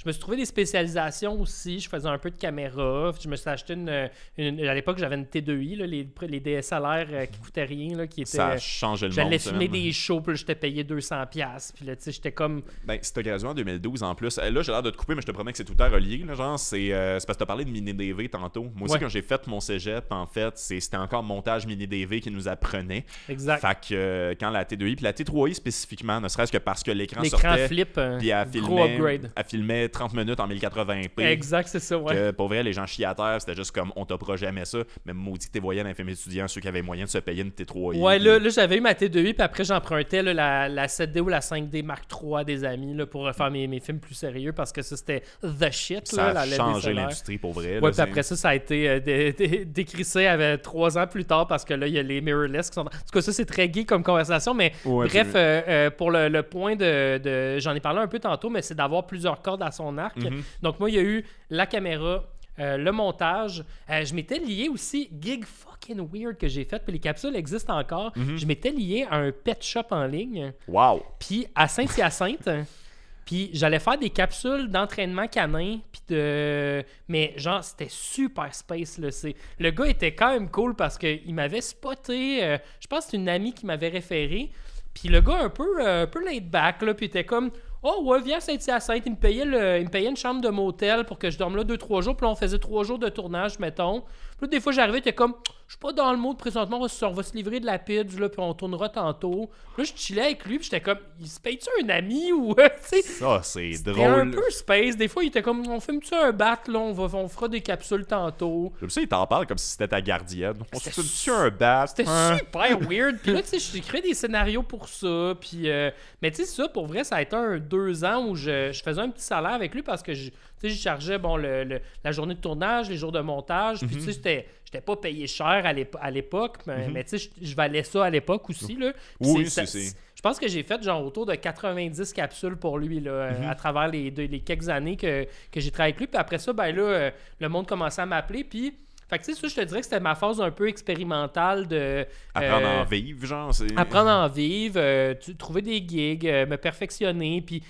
Je shootais pas bien à l'époque, mais lui, c'était pas grave parce que, tu sais, son standard de qualité n'est pas ce que moi, je livrerais aujourd'hui. Ben, c'est peut-être qu'il aimait ta signature aussi. Tu me fais penser à un de mes amis qu'il a eu les podcasts, fait qu'il viendra jamais ici. Ouais. Mais tu connais-tu Jean-Michel Martel? Ouais. Ben, je le connais je connais comme humoriste, là, mais je le connais pas personnellement. Une affaire qui me fait capoter, ça a changé sa vie, c'est aussi pour de vrai. Ça va bien, ses affaires, il n'y a pas de problème. Mais son gérant, il a trouvé un gig avec un magasin de luminaires. Ah, je m'en souviens, je l'ai vu ça. Je l'ai vu passer ça. Mais par la sous-écoute, je pense. Mais genre, comme je peux pas donner le chiffre exact, mais genre, tu sais à quel point il est bien payé pour ça, là, genre. Ouais, c'est ça. Il paye au mime, puis c'est dans les 3 chiffres, moi, genre chaque mime. J'étais content là, d'avoir ça. Ça m'a permis de vivre puis de pas trop me stresser parce qu'à chaque mois, il me calait puis il était comme deux week-ends dans le mois, tu viens à Saint-Hyacinthe, on tourne des affaires. Puis c'est pas... Ça, c'est un vrai conseil. En plus, je suis content qu'on vienne dedans naturellement. Genre, vienne dedans, cette phrase, je vais répéter, travailler. Ouais. Mais c'est... ces gigs-là, mettons, genre, pour survivre, c'est pas nécessairement... automatiquement du mauvais produit. Des fois, c'est bon. Genre, des fois, c'est le fun. Non, puis me laisser carte blanche. Des fois, c'était comme... Trouve-moi un petit concept de pub. J'ai un produit à vendre. C'est une affaire pour les chiens, genre le IQ. Là, que c'est comme des petites trappes. Il faut que le chien aille chercher sa bouffe. Trouve-moi un concept. Fait que là, j'ai écrit un petit scénario. Il me payait pour le petit scénario. Fait que finalement, tu sais, je faisais un peu de tout pour ça. Puis, ça a culminé vers... Moi, je finis toujours par trouver des façons alternatives de tourner de la fiction. Puis à un moment donné, je suis comme... Tenterais-tu, on fait une fiction pour ta page ta page de compagnie? Et voilà. Je sais pas si je peux la nommer, c'est pour ça que j'hésite. En tout cas. Ben, tu peux le faire au pire. Mais ça existe plus vraiment. En fait, je sais pas si ça existe encore. Ben là, ça dépend si ça a fermé parce qu'il est en tôle. Ça s'appelait Innovago, en tout cas. Oh, wow. Fait que c'est vraiment un nom de compagnie. Puis à Mané, c'est ça, j'ai dit, tu veux-tu tourner quelque chose? Tu fais, ben ouais, écris-moi de quoi? J'étais à Amsterdam, je mange un space cake, j'écris une série avec des chiens qui volent une banque. Je reviens au Québec. Je lance ça, puis je me dis, il va m'envoyer plein de notes, plein de trucs, mais tu sais, c'est pas un gars de cinéma, il est comme, hey, c'est bien le fun, on tourne ça le mois prochain. C'est bien nice. Fait que là, je me montre ma petite équipe, j'ai mon DOP avec qui je travaille encore, Vincent Allard, Pascal Plante, le réalisateur de Nadia Butterfly. Vincent Allard, attends, excuse-moi, il a gradué de l'UQAM, hein? Non, Concordia aussi. Ok, je mélange avec un autre Vincent Allard. Il y avait deux Vincent Allard. D'accord.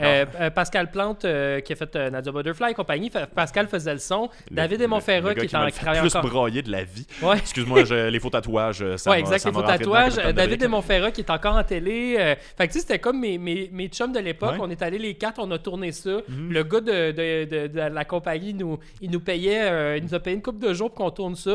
Écoute, c'est pas bien bon, mais c'est quand même un film avec des chiens dressés qu'on a fait à l'époque. Puis j'avais trouvé le moyen d'être payé pour faire cette affaire-là. Oui, mais ça, les gens se sentent mal des fois de demander de l'argent. Mais premièrement, eux autres qui investissent dans une pub, c'est un crédit d'impôt. Ben, lui, il disait, je vais avoir une série de fiction, ça va mousser ma page. Ben puis, oui. fait que tu sais, ça, je te dirais, c'est. On va parler en termes de Marvel, c'était ma phase 1, ça. Et voilà. Ma phase 1 de je vis de ça.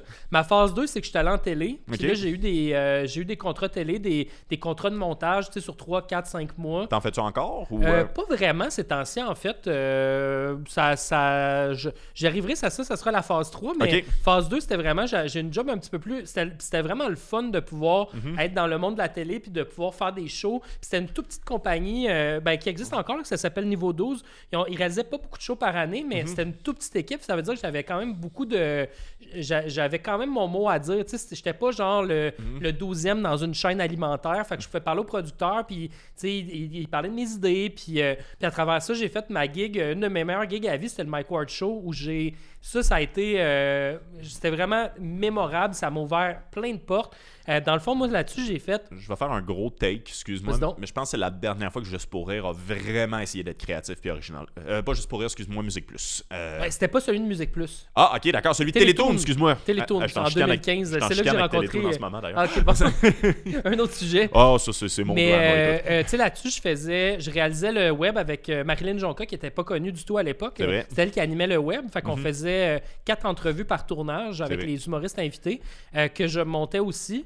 Je tightais le show, fait que le show c'était du live to tape, fait que il y avait un recording qui était fait, mais après ça il y avait des corrections, fait que moi j'allais faire la correction dans le montage, et en plus je montais les sketchs qui étaient dans le show, fait que j'avais un 6 jours, des fois 7 jours semaine, j'étais sur ce show là pendant 10 semaines. Très cool. C'était vraiment hot, trippé avec Pierre Ouimet, avec Simon aussi, qui était, tu sais, dans le fond c'était le duo Simon Cohen ou non, c'est vrai, c'est son nom de famille. On parle d'un auteur ou oui, c'est un auteur, voyons, maudit. Leblanc. C'est pas grave. Non, je travaillais avec Pierre à l'époque. Voyons, ça, c'est poche que j'oublie son nom. Bref, en tout cas, je travaillais avec eux, rencontrer les humoristes, puis tout, c'était. Puis moi, quand j'étais très jeune, je voulais faire. En tout cas, ça, c'était mon premier rêve de faire de l'humour. J'aurais jamais pu faire de la scène, mais quand j'étais jeune, ça me passionnait, je voulais faire ça. C'était vraiment le fun de pouvoir un step dans le monde de l'humour, puis de rencontrer tout le monde. Marilyn, après ça, elle m'a plugué sur Occupation Double. On a fait une série qui c'était après OD, fait que c'était les capsules de Que sont-ils devenus. Cool. J'ai fait ça avec elle. Fait que ce projet-là m'a ouvert des portes, m'a fait triper en télé. Il y a eu des projets, c'est ça, d'autres projets de montage qui ont suivi. Puis, jusqu'à temps que je fasse mon show que j'ai parlé tantôt, show de reconstruction pour Canal Vie, L'Enfer, c'est chez nous, que j'ai fait ça. Puis, la COVID a kické. Et la phase 3 est embarquée. Wow. Mais c'est parce que là, je dirais que j'avais comme un momentum en télé qui a comme arrêté à ce moment-là. N12, il y avait genre 2 projets à l'époque. Fait que tu sais, il y avait pas de franc. Il avait fait un cartoon pour Télétoon, Les Frères Apocalypse. Ouais. C'est que j'ai pas regardé, désolé. C'est super bon. En plus, c'est un bon show, mais tu sais, je veux dire, moi, j'avais pas ma place là-dedans. Je suis monteur réel, puis ça fitait pas. Fait que finalement, j'ai comme un peu perdu ma place là, puis je me suis fait proposer des gigs d'aller faire du montage sur des shows, reality shows. Puis finalement, ça me tentait pas de faire 6 mois de 9 à 5 dans un bureau. Puis... Ça doit faire 1h30 qu'on jase. J'avoue que ça fait pas tant dans le personnage que j'ai appris à aimer. Mais c'est ça. Puis fait que finalement, je me suis racheté des... Cool! Je me suis racheté une cam... Puis j'ai comme recommencé à faire tu sais, je dirais des gigs. En fait, c'était quasiment full circle parce que j'ai recommencé à faire ce que je faisais quand j'ai commencé à tomber travailleur autonome. Mais avec toute l'expérience et la confiance que j'ai maintenant quand un client me propose de quoi puis ça marche pas, je dis non. Là. À l'époque, je disais oui à tout. Maintenant, je suis comme non ou ça va te prendre ça, puis ça va couper tes temps. Maintenant, je suis comme plus lucide, mettons, dans ce que je fais. Mais j'ai recommencé à faire montage, réalisation, caméra. Des fois, je fais du son aussi. Mais l'affaire, c'est qu'avec l'expérience que j'ai maintenant, je peux charger plus cher pour mes journées de tournage. Ça fait que je peux faire des fois une couple de journées dans le mois. Puis après ça, je suis là pour travailler sur mes projets sur le side ou écrire ou travailler sur mon dépôt de la Sodec ou... Fait que finalement, je fais mon argent avec quelques jours dans le mois où je me donne, puis... Une affaire qui sera pas claire, mais rassurante, j'ose croire. Ouais. T'es aussi arrivé à un moment, en fait, pour les gens qui étaient vidéographes, qui étaient un peu capables de tout faire. C'était insane à quel point les gigs se sont multipliés. Exactement. Pour vrai, les pages de pigistes en ce moment, encore aujourd'hui, mais genre début 2020, là, pour de vrai, c'était les valves étaient ouvertes, là, genre comme tout le monde avait besoin de gens qui savent filmer. Puis ils arrêtent de demander à des agences de pub parce qu'ils savent que s'ils passent direct vers l'artiste, ben tu vas couper tous les frais de boîte de prod. Fait que moi, pour vrai, je charge vraiment pas cher versus une agence, mettons. Puis il y a des agences aussi, là, je travaille avec des agences des fois que je suis comme un peu, tu sais, j'ai pas de camp de base là, pour moi, là, mais il y a plein de gens qui me connaissent. Je travaille des fois pour Pixcom, je travaille pour une agence qui fait beaucoup de jeunesse qui s'appelle Virus 1334, qui m'appelle souvent pour faire des gigs pour eux. Fait que tu sais, c'est plein de monde qui me colle. Pendant COVID, ça, j'ai commencé à travailler avec Virus, mais eux autres, ils ont fait des gigs avec Jérémy Larouche que je connaissais déjà, puis c'est Jérémy qui a dit hey, j'amènerais Rémi pour m'aider à faire mes projets. Cool. Fait que je me suis joint à Jérémy, puis on a fait des gigs, puis là, Virus m'appelle tout le temps parce qu'ils ont aimé que moi, j'arrivais un peu avec un clé en main, que je coûte moins cher que bien du monde. Le monde aime pas ça, le trouble. J'ai un bon salaire. Moi, je suis super content de ce que je fais, tu sais, mais mettons que tu passes par une agence, ça coûterait bien plus cher. Là. C'est drôle en plus parce que, tiens, m'aller vers là, à moins que tu aies le goût de continuer sur ce sujet-là. C'est autre chose à dire. En fait, t'es à la phase 3, je pense que t'es encore là-dedans en ce moment. Ou comme... Là, je suis présentement là-dedans. Là, je fais vraiment tout ce qui passe. Tu sais, toi puis moi, je suis vidéographe un peu aussi. C'est juste que moi, en fait, c'est ici qu'on travaille. D'ailleurs, c'est quand tu as parlé des chiens super-héros, ça m'a fait rire parce que j'ai. La Belle et les Enragés, ça existe sur le web. Tu peux le trouver. Ouais. Googlez-le, ce sera dans les Prenez du moche, par exemple, avant de l'écouter, c'est bizarre. Prenez du moche en général. Ceci n'est pas un podcast qui a des commandites pour l'instant, fait qu'on se permet ces conseils-là. Mais non, mais c'est parce que j'ai clippé quelque chose que j'ai filmé ici il y a pas longtemps, puis j'ai réalisé en le clippant que c'était quand même un des moments les plus satisfaisants de ma carrière, toutes catégories confondues. Ah ouais. Ça reste quand même ma job corporative ici, mais on filme un show avec Mona de Grenoble qui s'appelle Mona Femme de Culture. Ouais, qui est quelque chose que je trouve très drôle, puis à m'amener, tu sais, genre moi j'ai pas le temps, je fais trop d'affaires en une semaine pour me renseigner sur, mettons, c'est qui les invités. Je suis là à telle heure, je place les caméras, je fais les affaires, je vais filmer, je vais puncher. Tu sais, ma job aussi, vu que je suis drôle, j'ai un diplôme pour le prouver, c'est d'amener des idées, mettons, genre sur le coup. Fait que c'est tout le temps un mini brainstorm. J'adore le chaos de c'est quoi le tournage ici, mais quand même dans un contexte corporate. Fait que ça, c'est bien le fun. Sauf que là, cette fois-là, je savais pas, l'invité, c'était Sœur Angèle. OK. Et Mona de Grenoble, qui est en train de farcir une dinde avec Sœur Angèle, c'est le plus beau moment de ma carrière. Wow. J'ai jamais rien vu d'aussi absurde. Puis elle arrête pas de dropper tellement de référents de genre comme... Puis Sœur Angèle fait pas exprès, mais elle surenchérit sur des trucs ultra lubriques. Ouais. Sans s'en rendre compte. De juste comme, mettons, genre, est en train de farcir, puis là, t'as juste Mona qui est juste comme, ben là, combien qu'elle peut en prendre, la grosse dinde? Puis là, ça dépend de la grosseur. Les grosses dindes peuvent en prendre plus. C'est juste comme, tabarnak! C'est génial. Tu sais, genre, on n'arrête pas, on est toutes crampés, c'est malade, c'est genuine. Puis pourtant, ça, c'est ma job corporative. Tu sais, je fais de la scène, je prends des gigs, je fais des trucs, puis c'est beau, ce moment-là. La différence avec la phase 1, c'est que maintenant, je choisis mes projets, puis c'est des projets qui me font plaisir quand je les fais. Puis, tu sais, parlons de Full Circle, là, hier, je faisais du making-of. C'est rare que j'en fais, mais c'est que le producteur qui produit mon film qui est à Sodec, il est en train de tourner un film présentement. Puis, Antoine Bertrand était sur le plateau. Mais moi, j'ai vu Antoine Bertrand, c'est ma première gig sur Starbucks. Puis là, je voyais hier, puis j'étais comme, c'est tellement bizarre. Puis même Antoine, j'ai dit, tu sais... by the way, c'est clair, tu te souviens pas de moi, ça fait genre 15 ans, 13, 15 ans, je sais pas trop. C'est sûr, tu te souviens pas de moi, mais moi, genre, juste te dire, tu as été vraiment smart avec moi à l'époque sur le plateau, tu as été super fin, tu t'étais généreux parce que j'étais vraiment juste un petit cul qui savait pas qu'est-ce qu'il faisait.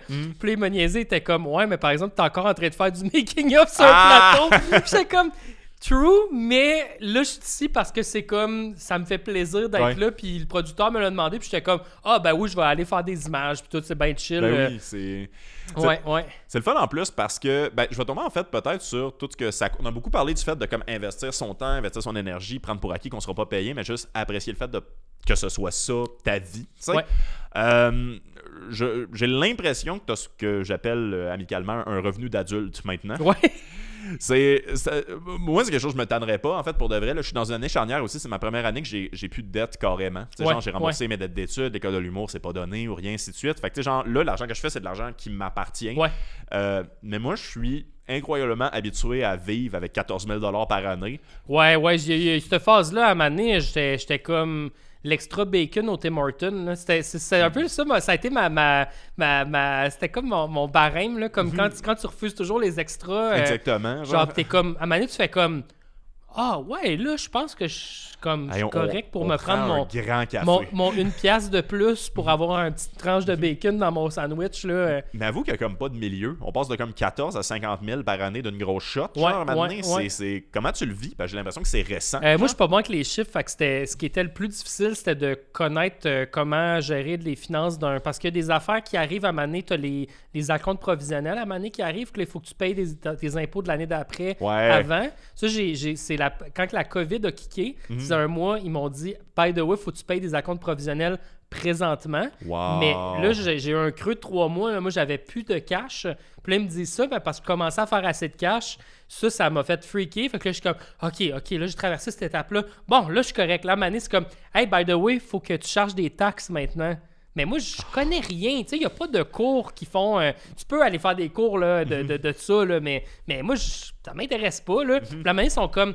Faut vraiment que tu changes des taxes, tu fais vraiment beaucoup trop d'argent présentement, donc il faut que... beaucoup trop. Hey, je suis pas riche, gang, là, mais tu sais, tu fais trop d'argent pour... La ligne est pas très haute, pour de vrai, là. Genre, je pense que c'est 32 000, puis t'es supposé charger des taxes. C'est ça, fait que moi, je faisais pas ça, mais là, je l'ai appris, puis j'aurais dû backtracker. Les mois d'avant, j'aurais dû charger des taxes. Puis là, mon comptable me dit ça, puis je suis comme, oh non, puis... Fait que c'était tout le temps comme... Ça a été des mauvaises surprises une après l'autre. À chaque année, là, j'avais une subvention d'écriture, puis moi, dans ma tête, une subvention, c'était comme c'était une bourse, mais c'est pas une bourse. C'est un revenu. C'est un revenu.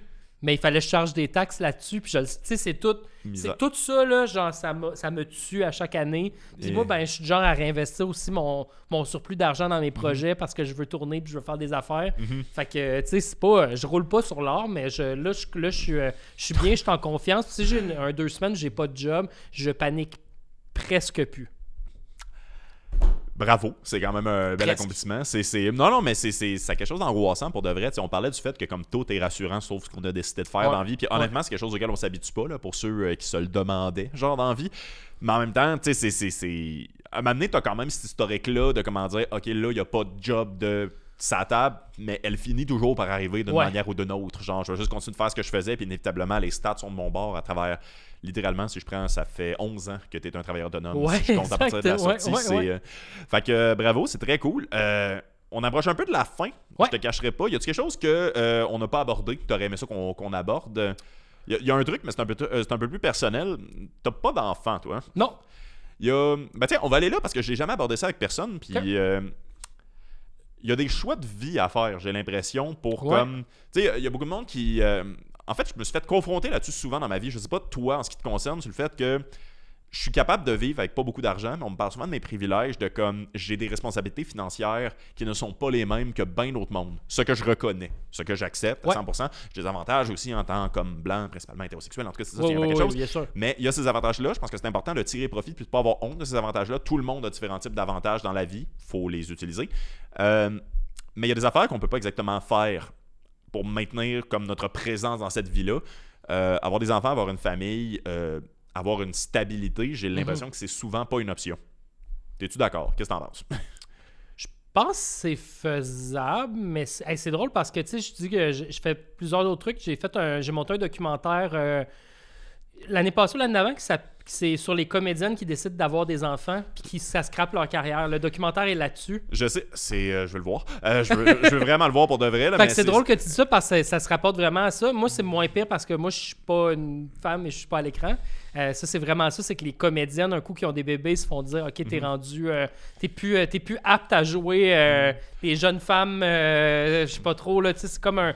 C'est vraiment juste une idée préconçue. Là. Je vais dire un nom que je vais biper au montage officiellement, mais c'est une directrice artistique exceptionnelle avec qui j'ai étudié qui s'appelle... Je sais pas si tu la connais. Elle, pour de vrai, là, est enceinte de son 2e enfant. À chaque fois est enceinte ou en congé de maternité, qu'on l'appelle pour lui proposer un contrat, elle dit qu'elle est déjà sur un autre contrat. Elle n'a jamais dit à quelqu'un qui propose un contrat je ne peux pas parce que j'élève un enfant. Ce qui est une raison très valide, mais elle fait comme c'est plate, mais encore à ce jour, on nous brand comme étant je suis une maman et je ne veux pas ça. Mais moi, je pense aussi c'est un truc de. Tu sais, mettons, moi, je viens de Sherbrooke, puis mes amis qui sont restés à Sherbrooke. Mes amis qui sont restés à Sherbrooke, ils ont eu une famille plus vite, une maison plus vite. Je pense qu'aussi quand tu choisis de faire de l'art... Pour ceux qui ne savaient pas, Sherbrooke rend très fertile. Oui, ça... Mais tu sais, quand tu choisis de faire de l'art, d'embarquer là-dedans, il faut comme que tu mettes la priorité sur ta carrière pendant un certain moment quand même. Je dis pas que c'est impossible d'avoir des enfants dans le milieu. On parlait de Jérémy Larouche tantôt, qui a eu des enfants très tôt aussi, puis que deux filles qui sont super cool participent à ces projets. Fait que tu sais, je pense que c'est possible d'allier les deux. J'ai aimé le mot que tu as utilisé tantôt. Tu as dit c'est faisable. C'est faisable, c'est très faisable, ouais. Mais que j'envoyais, on dirait que c'est facile. Non, c'est ça, c'est vrai. C'est sûr que non, mais c'est ça, c'est un challenge avec ça. Faut que tu prévois en conséquence.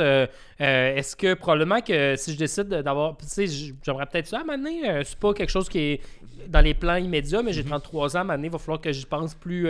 Bon, écoute, j'ai encore un peu de temps, mais si je veux, il va falloir que je le prévoie. Mais peut-être qu'au moment où j'aurai des enfants, je vais peut-être faire, je vais l'accepter, le contrat de 6 mois en montage. Absolument. Comme ça, genre un travail un peu plus régulier pendant le temps que le bébé il est comme dans le moment où il faut vraiment que je m'en occupe. Je vais être à la maison en train de faire du montage, le bébé va être à côté. Et voilà. C'est des choses qui sont possible mais il faut un peu que tu orientes quand même tes décisions en fonction de ça. J'ai utilisé l'exemple en fait de comme genre fonder une famille, mais tu sais sinon j'aurais pu dire ouvrir un commerce ou n'importe quoi d'autre, dans le sens c'est plus une question, je reviens beaucoup à ça parce que j'ai l'impression que c'est la thématique, c'est une belle thématique d'ailleurs, mais comme t'as décidé que c'était ça ta vie, mais c'est ça ta vie à tous les niveaux, j'ai l'impression. Depuis que je suis tout jeune.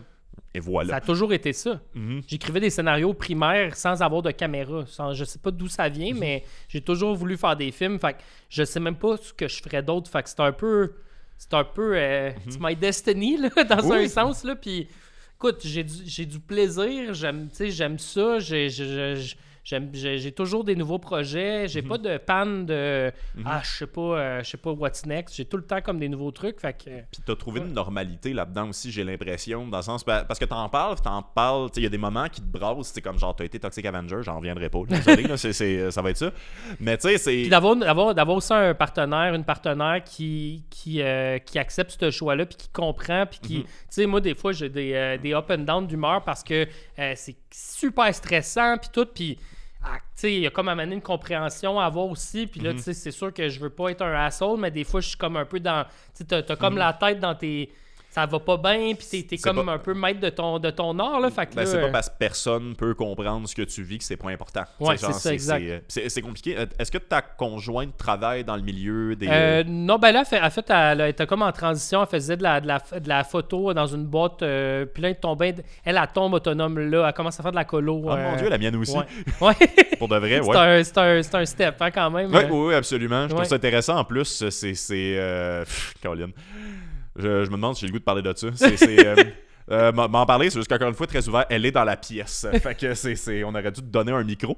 Mais je trouve ça intéressant, en fait, parce que moi, quelque chose qui me touche beaucoup de voir de ce processus-là, puis à savoir pas en humour, nécessairement, c'est sa propre forme d'art en tant que telle, c'est juste qu'elle retombe à une étape que, pour moi, est quand même finie. Ouais. Je trouve ça intéressant, je sais pas si toi, tu le vis de cette façon-là, mais tu parlais de la phase 1, 2, puis 3, c'est quand même voir quelqu'un tomber dans la phase 1 ou 2, quasiment, genre, ce qui est particulier. C'est juste, moi, autant que je trouve ça super beau, autant que je sais certaines affaires qui s'en viennent. Je sais ce que ça implique, je sais le temps que ça prend se faire un réseau de contacts, je sais c'est quoi l'affaire, c'est juste comme « Ah, ok, cool, c'est magnifique. » Moi, ça m'a toujours, anyway, branché d'être avec quelqu'un avec qui je peux faire des projets. Là, pour moi, c'est un peu... Ma vie tourne autour de la création puis tout, fait que d'être avec quelqu'un avec qui je peux partager ça. Pas tout, là. À un moment donné, il faut être à zone puis t'as tes limites. Mais juste d'avoir des projets ongoing avec ton significant other, là. Absolument, j'essaie de le non-genrer, là, mais d'être avec quelqu'un avec qui tu peux partager des projets. Fait que, tu sais, moi, c'est ça aussi, là, présentement. On vient de faire un projet où on l'a fait ensemble. Puis là, j'ai des gigs ces temps-ci où ils ont besoin de photographes. Ben, c'est ma blonde qui vient faire de la photo. Elle fait ça dans la vie. Fait que, absolument, ouais. C'est très cool. Tant mieux, pour de vrai, c'est exceptionnel. Je pense que je vais finir là-dessus parce qu'en plus, il fallait que j'ai promis à quelqu'un qui a étudié en cinéma et qui battait un peu sa vie ces temps-ci que j'allais y parler d'elle. J'allais te parler d'elle. Ça fait 3 ans qu'elle a gradué du bac à l'UDM, ce qui est, pour ceux qui connaissent la hiérarchie de les écoles de cinéma j'ai gradué de l'UDM, fait que je dois le dire, c'est pas, on part avec 2 prises. Concordia, UQAM, l'UDM. Ben, je m'excuse, là, mais c'est parce que l'UDM, c'est pas un programme spécialisé en production. C'est ça la différence. Exactement. Ils ont une option production que, dans le fond, à partir de la 2e année, tu peux te ramasser à faire un cours. Mais tu sais, comme. J'ai des amis qui ont fait l'UDM qui travaillent dans le milieu.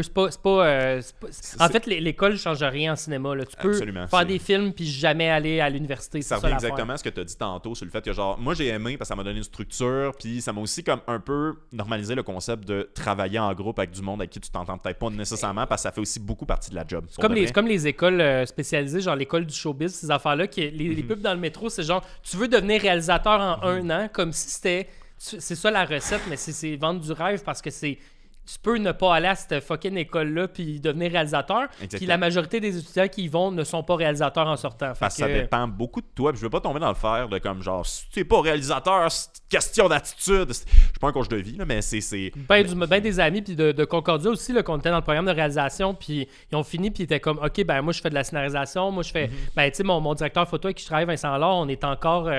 On travaille ensemble depuis le temps, mais à l'époque, il a réalisé un cours à Concordia, puis rapidement, en 2e année, il a fait « OK, moi, je tripe direction photo, c'est sûr, là-dessus que je vais me spécialiser. Mais c'est ça, mon amie, Valérie, m'a l'appelé comme ça, ça fait 3 ans qu'elle a gradué, puis elle n'a pas encore été payée pour quoi que ce soit, en fait, de lié aux arts. Elle fait plus de la création, de la direction artistique en tant que telle. Mais t'aurais-tu des conseils à lui donner? À part sois patiente, parce que 3 ans, c'est pas tant que ça.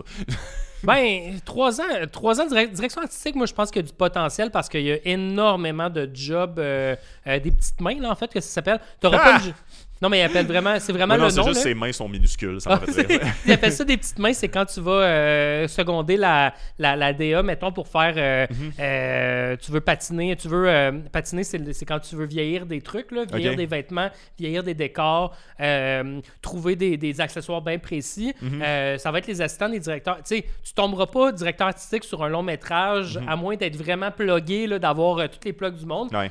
Mais tu peux commencer en DA, ils cherchent tout le temps, puis surtout ces temps-ci, dès qu'il y a des grosses prods à Montréal, ils en cherchent à planche. Fait que je te dirais que c'est comme, tu sais, il faut que tu ce genre de job-là, il faut que tu commences un peu plus dans le bas de l'échelle, mais c'est quand même des jobs payants. Là, c'est pas, tu pars pas genre, au salaire minimum, tu t'en vas sur une grosse prod, puis là, si la DA t'aime, ben, elle va te donner plus de jobs, puis tu vas t'amener, ben, la DA ne pourra pas faire un certain contrat, puis parce qu'elle t'a aimé, elle va te donner le prochain. Puis faire du stock gratis par passion pendant un petit bout, c'est sûr que c'est... faut amener, puis tu sais. Elle en fait vraiment beaucoup, en fait, aussi. Là, puis là, je sais que c'est plate quand t'as donné. Puis ce qui est le plus frustrant, c'est si t'aides un certain réalisateur pendant longtemps, puis qu'eux, ils te redonnent pas. Moi, j'essaie le plus possible, c'est pas toujours possible, mais j'essaie de, tu sais, tous les amis qui m'ont aidé à travers les années, quand j'arrive, mettons, avec une gig payante, j'ai un peu d'argent, j'essaie d'aller recaster des acteurs avec qui j'ai travaillé, qui m'ont aidé gratuitement, ou d'autres personnes. Faut essayer de redonner, mais je sais que c'est pas toutes les réals qui font ça. Puis des fois, c'est comme, tout à coup, j'ai du budget, je vais me payer le... Tu sais, fuck you, Vincent, m'aller me pogner le gros DOP, là, qui a une carrière avec 36 films en André Turpin, il y a 5 minutes. Là, et j'ai gagné à la loterie. Quoi, je te souhaite de travailler avec André Turpin un moment donné. J'ai l'impression en tout cas, non, j'irai pas là, finalement. Non, mais c'est... En même temps, c'est parce que c'est quelque chose qui m'intéresse. C'est l'exemple que j'ai comme de frais dans ma tête aussi, mais je vais quand même lui dire pour de vrai, parce qu'une affaire qu'on oublie, on décortiquera pas ça au complet. Mais c'est poche, il y a comme pas de formule magique. J'aimerais ça dire, elle fait ça, puis ça va marcher, mais c'est vraiment de... Je pense que c'est surtout en DA. La DA, je pense que chaque poste a comme ses spécialisations. Montage, là, c'est soit bon. Parce que solide. Montage, tu peux pas l'apprendre. Soit bon, soit fiable, soit à l'avance. Tu peux pas l'apprendre dans des films, dans des livres. Tu peux pas prendre le montage, c'est une question de feeling, du montage. Fait que je pense que c'est d'en faire, puis à m'amener. C'est que tu l'as ou tu l'as pas, le montage, je trouve c'est difficile d'enseigner le montage. Tu peux enseigner la technique, mais c'est tellement c'est comme jouer du drum, faire du montage, là, c'est tout sur le rythme, c'est sur le ressenti. Fait que je pense que ça serait un autre conseil que la DA, mettons. Je pense que chaque poste a son... Ben pour de vrai, en fait, le conseil que je donnerais, parce que tu as l'air d'être un peu d'accord, tu me corrigeras si c'est pas ça, mais c'est juste d'essayer tout, parce qu'une affaire qu'on oublie, c'est qu'en cinéma, ça a besoin d'énormément de monde, il y a énormément de rôles, par conséquent, il y a quand même beaucoup d'opportunités, beaucoup de monde pour les prendre aussi, mais d'être ouvert et ouverte à comme tout essayer, c'est une très bonne façon justement. Faire des gros plateaux aussi, tu sais, des fois, c'est pas être stand prod, ça paye pas cher, des fois tu vas aller bloquer une rue, mais en même temps, tu vas fréquenter du monde de cinéma, tu vas voir comment ça roule un gros plateau, puis... C'est drôle, en plus, on parlait il y a longtemps du fait que dans les gros plateaux, quand tu deviens réalisateur, on double ton salaire pour la moitié de la job. Moi et ma blonde, on s'est rencontrés sur un plateau de Bryan Singer, ça a mal vieilli cette anecdote-là, qui était jamais là, d'ailleurs. C'est cool, la date, on a nommé Julien Lacroix, Gabriel Almeida Fretos, puis Bryan Singer. Le pire, c'est qu'on fait pas... On est-tu chez Juste pour rire présentement, là? Oh! C'est le film...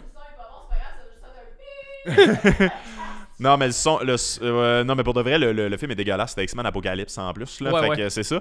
Mais une affaire que je trouvais cool, c'est pour de vrai, je connaissais tous les assistants réels. Excuse-moi, tous les 3e assistants réels. Puis il y en avait comme 15. Là. Ouais, exact. Puis ce que je trouvais, il était brûlé, là. C'était dégueulasse comme plateau de tournage. Si on s'est rencontrés, genre peut-être qu'on serait pas en amour si c'était pas qu'on était aussi vulnérable à Frencher après 18 heures tous les jours pendant 9 jours en ligne. Tabarnak!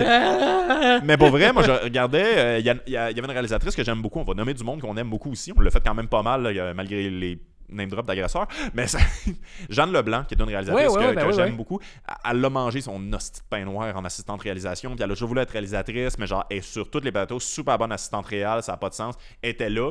Moi, je le savais parce que je connais salaire. 3e assistante réelle sur ce plateau-là, des 18 heures par jour, tout le monde était brûlé. Genre, le monde choisissait le midi, je mange ou je dors. Mais je sais qu'elle faisait 1200 par jour. Ouais, c'est ça. C'est tout, là, genre, comme c'est ça. Puis j'étais content pour elle, parce que je savais que ce gig-là, puis je sais qu'elle a fait 21 jours en ligne aussi, j'espère que t'es correct, Jeanne.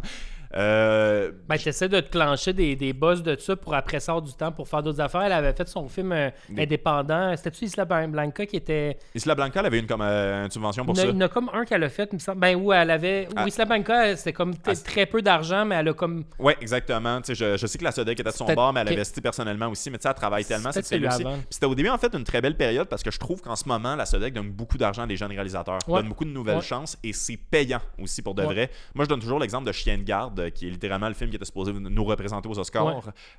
Première réalisation, tellement de propositions risquées et pourtant exceptionnelles. En ce moment, tu sais, Farador qui s'en vient aussi, là, donne de l'argent. Farador, fuck yeah, là. Je l'ai vu en plus au festival au RVQC, c'était incroyable de voir un film de genre qui veut pas être plus que ça. Genre, c'est un film comédie de body. Il y a je veux dire, des personnages de la profondeur, mais c'est pas genre on va changer ta vie. C'est fucking le fun, genre. C'est juste ça, là. Ça se peut que tu me pètes la gueule parce que Guillaume Saint-Cyr, notre ami commun, voulait me péter la gueule quand j'ai dit ça. L'affaire aussi, c'est que je savais pas qu'il y avait une web-série. Moi, j'avais juste écouté Tom et ses chums. C'était des kinos. Full circle du podcast, mais c'était des kinos, Mais j'étais pas méga fan de Tom et ses chums. Je comprenais pas qu'il y avait de révolutionnaire là-dedans. Mais quand j'ai su qu'elle allait faire le film, autant que je suis pas fan, par conséquent, j'étais pas content. Yeah! Je vais aller voir le film. J'étais vraiment content que le film existe. Ouais, exact. C'était pas une bonne nouvelle pour Vincent, mais c'était une bonne nouvelle pour le monde. Ce film-là, après tout ce temps-là, le monde. Il y a un go. Non, pour de vrai. Genre, mon ami Guillaume Saint-Cyr est vraiment content que ce film-là sorte. Je sais qu'il y a une génération, principalement des gars, on se le cachera pas, qui sont vraiment contents que ce film-là sorte. Que Catherine Brunet joue dedans, ça me fait excessivement rire. C'est juste le fun. Qui est une vraie fan de GN puis tout, fait que c'est pour ça. C'est tout étrangement pas. Mais on est dans un beau moment de cinéma. Il donne beaucoup de chance justement à la relève. Il y a vraiment comme une transition qui se passe au niveau de c'est qui les têtes. Dans ce côté Collins qui arrive avec Bungalow, mon ami Kev Landry qui sort Jour de merde, qui est un autre film de genre. Bon, man. C'est super cool que c'est des propositions champ gauche qui commencent à avoir un peu de respect. J'ai parlé avec Réal Bossa il y a pas longtemps en plus. Je suis un gros fan de Dans une galaxie. J'ai un show d'humour là-dessus aussi, mais genre, ce gars-là est bon pour faire peur, puis on dirait que là, finalement, on l'utilise à son plein potentiel. Genre. Ça faisait longtemps que j'ai pas été impressionné de même. Le plongeur, qui en ce moment, pas faire de mauvais jeu de mots. Le cinéma québécois va bien. Cette année, en tout cas, là, on va espérer que ça reste cette lancée-là, mais présentement, ça va bien. Mais je le dis un peu comme un message. Et Katak, on n'oublie pas Katak. Oui, Katak, effectivement, qui fait full d'argent, puis ça, personne ne la voyait venir. Genre, Non, tout va vraiment bien. Non, mais je le dis surtout pour les gens qui voudraient peut-être faire du cinéma. En ce moment, c'est quand même une bonne période pour se lancer là-dedans. On l'a répété pendant 2 heures. Ce sera peut-être pas payant pour les 5 premières années, mais comme c'est un bon moment pour en faire sa vie. Exact. Comme Rémi l'a fait. C'était Roulé, mais pas sur l'or avec Rémi Fréchette. Colin, merci beaucoup d'être venu. Merci Vincent pour l'invitation. Ça fait vraiment plaisir d'être là. Y a quelque chose que tu veux plugger? L'épisode sort dans 6 mois. Il faudrait que ce soit relativement intemporel. Je sors un nouveau projet sur Frisson TV, qui est une chaîne spécialisée si vous avez le câble encore. Là, let's go! C'est un projet que je voulais faire depuis le cégep. Fait que des fois, quand on croit ses rêves, ça peut finir par payer à maner. Un 14-15 ans de développement, dans un sens que j'ai voulu faire ça. Magnifique. Super-héros, gore, très toxique à Avenger dans un sens. Let's go! Le 1 ou le 4, pas le 2 puis le 3. Non, c'est ça. Okay. Ça sort en version série, mais on va sortir une version long métrage pour les festivals en 2024. Okay. Fait que vous regarderez ça. Ça s'appelle Tie Man. C'est un super-héros avec des cravates d'en face. Voilà. Magnifique. Ben, merci Rémi. Merci tout le monde. Merci. Littéralement, tout ce dont on a parlé est dans les commentaires. Likez, partagez, ça nourrit l'algorithme. Allez voir du cinéma québécois aussi. Ça paye nos loyers une fois de temps en temps. Engagez mes amis. Faites des affaires entre amis. Ouais, ça va être la dernière phrase. Bye. OK, bye.